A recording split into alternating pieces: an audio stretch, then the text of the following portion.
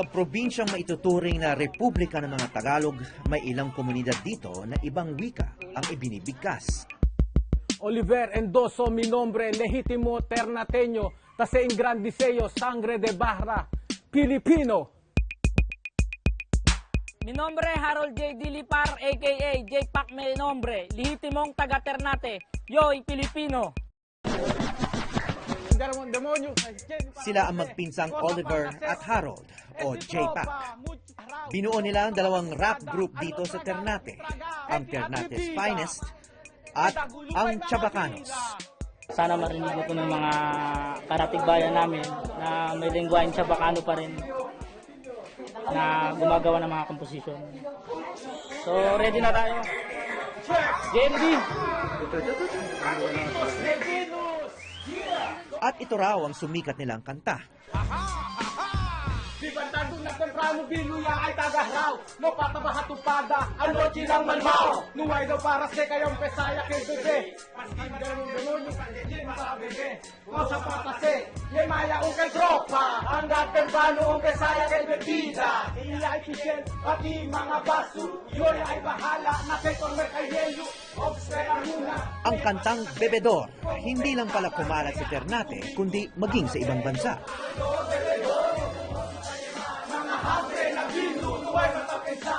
Yung mga kanta po namin simula nung inilabas po namin yung 2011, bigla ho siyang pumatok sa buong bayan ng Ternate.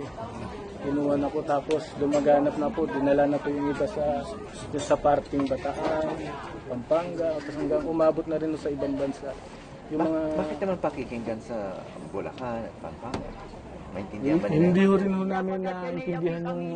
Siguro ho, kumbaga, kasi yung iba ho, sinasabi nila. Intindihan ng dating, matindi yung beat. Kahit di namin naintindihan, parang ang gandang pakinggan. Maski ko sa klase Bino, sige na Arya!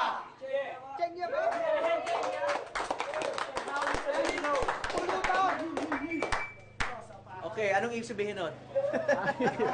Sir, ano po yun? Bali, Tungkol sa pag-iinom? Opo, kasi po, yung po yung nakikita namin dito sa mga matatanda, pagkagaling sa pamamalakaya po, pagdating ko ng hapon, yun na akong ginagawa. Pagdating rin ho, minsan kahit umaga pa lang, nagiinuman talaga. Katabi ng dagat ang bayan ng Ternate, Cavite. Kapangalan nito ang isla ng Ternate sa Molucas, Indonesia. Kung saan daw nanggaling ang mga ninuno nila Oliver at J-Pac.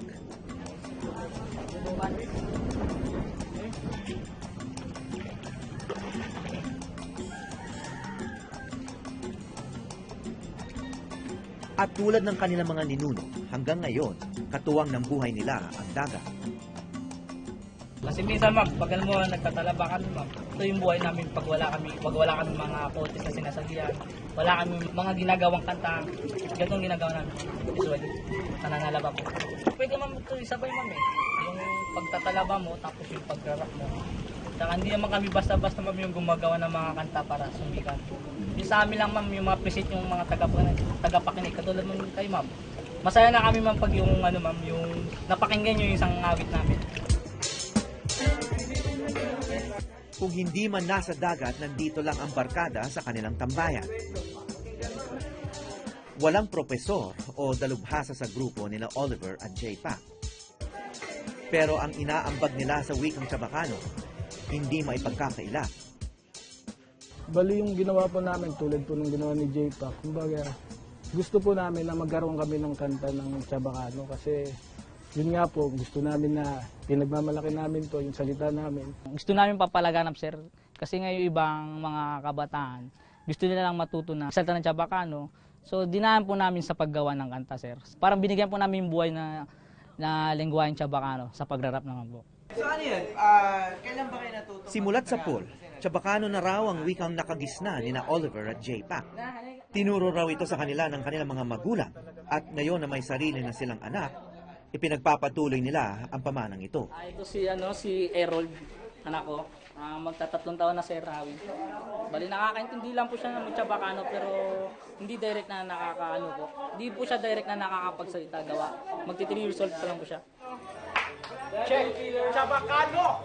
Nombre, lihitimo, taga Ternate, di magpapatalo. Sabo at Aleha, Platica de Bahara. Kaya pala dito sa Ternate, malinaw mo pang maririnig na nananalaytay sa dugo nila ang wikang Chabacano. Ko sa tadihabla, o ko sa gora, utapos pagkabentaw.